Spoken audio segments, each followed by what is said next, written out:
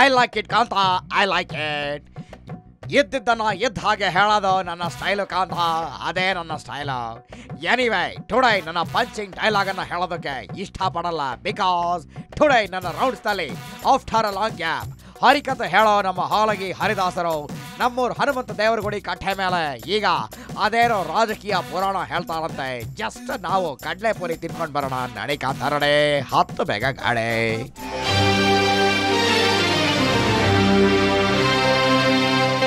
ಓಂ ರಾಜಕೀಯಾಯ ನಮಃ, ಓಂ ರಾಜಕೀಯಾಯ ನಮಃ. ಕಳೆದ ಕೆಲ ದಿನಗಳಿಂದ ನಮ್ಮ ಸನ್ಮಾನ್ಯ ಶ್ರೀ ಡಿಜಿಯವರು ಶೆಟ್ರು ನನ್ನ ವಿರುದ್ಧನೇ ಗುಡುತ್ತಾ ಇದ್ದಾರಲ್ಲ ಅಂತ ಸಿಕ್ಕಾಪಟ್ಟೆ ಸಿಟ್ಟಿಗೆದ್ದು ಶೆಟ್ರ್ ಗೌರ್ಮೆಂಟ್ ನ ಡೆಮಾಲಿಷ್ ಮಾಡೋದಕ್ಕೆ ಡೇ ಅಂಡ್ ನೈಟ್ ಟ್ರೈ ಮಾಡ್ತಾನೆ ಇದ್ದಾರೆ ಬಂಧುಗಳೇ. ಓಕೆ ಸೂಪರ್, ಮತ್ತೆ ಮುಂದೆ ಆದರೆ ಏನು ಮಾಡುವುದು? ಅದ್ಯಾವ ದೇವರ ಬರವೋ, ಕಾವಿಗಳ ನೆರಳೋ ಅಥವಾ ಅವರ ಮುಗ್ಧತನದ ಪ್ರತಿಫಲವೋ ಗೊತ್ತಿಲ್ಲ. ಎಡ್ಡಿಜಿ ಎಷ್ಟೇ ಟ್ರೈ ಮಾಡಿದ್ರು ಶೆಟ್ರು ಜುಪ್ಪನದೇ ಫೈನಲ್ ಬಜೆಟ್ ಅನ್ನ ಕೊಡೋದಕ್ಕೆ ನ್ಯೂ ಕೋಟ್ ಅಂಡ್ ಪ್ಯಾಂಟ್ ಅನ್ನ ರೆಡಿ ಮಾಡಿಸಿಯೇ ಬಿಟ್ಟಿದ್ದಾರೆ ಬಂಧುಗಳೇ.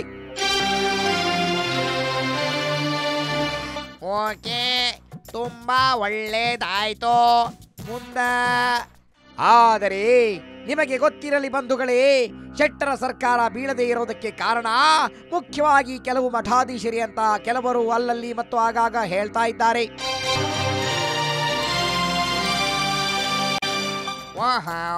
Very interesting matter. Okay fine, ಅದು ಹೆಂಗೆ ಅಂತ ಹೇಳ್ತೀರಾ ಹರಿದಾಸರೇ?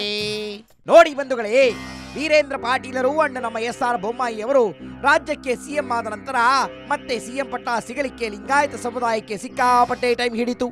ಓಕೆ ಅದು ಕರೆಕ್ಟು, ಮುಂದೆ. ಹಾಗಾಗಿ ಮತ್ತೆ ಒನ್ಸ್ ಅಗೇನ್ ಆಫ್ಟರ್ ಲಾಂಗ್ ಎಡ್ಡಿಜಿಗೆ ಸಿಎಂ ಪಟ್ಟ ಸಿಕ್ತು. ಅವರು ಪಟ್ಟ ಕಳ್ಕೊಂಡ ಮೇಲೆ ಈಗ ಶೆಟ್ರು ಸಿಎಂ ಆಗಿದ್ದಾರೆ.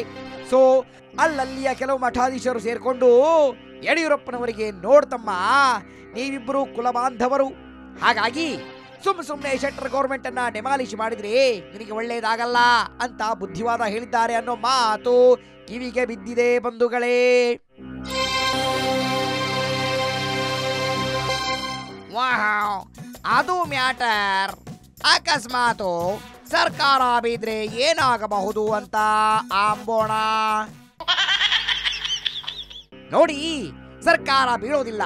ಒಂದು ವೇಳೆ ಸರ್ಕಾರ ಬಿದ್ದರೂ ಅದರ ರಕ್ಷಣೆಗೆ ಬರೋರು ಬೇರೆ ಯಾರೂ ಅಲ್ಲ, ನಮ್ಮ ದೊಡ್ಡ ಗೌಡ್ರ ಸನ್ನು ಕುಮಾರಣ್ಣ ಅನ್ನೋದು ಮಾತ್ರ ನಮಗೆ ನಿಚ್ಚಳವಾಗಿದೆ ಬಂಧುಗಳೇ. ಹೌದಾ, ಯಾಕಂತೀರಾ?